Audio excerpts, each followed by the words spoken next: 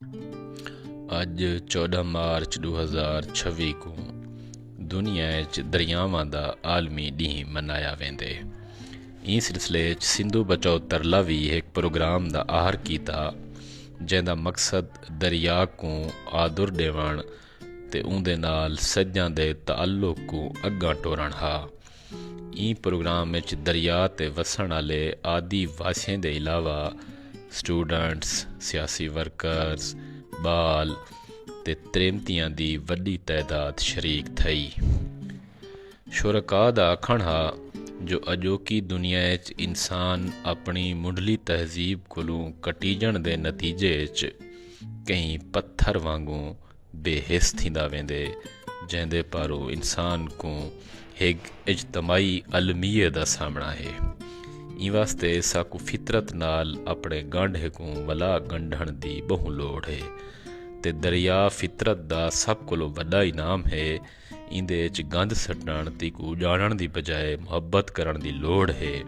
मुहब्बत दी ई रीत संगे दरिया फुल सट्टे गए ते गुड़ दा खिराज भी पेश किया गया ते इंदे विच शरीक मुख्तलिफ शुरका अपने अपने ख्यालात दा इजहार किया और इन दरिया को श्रद्धांजलि ते आदर दिता गया।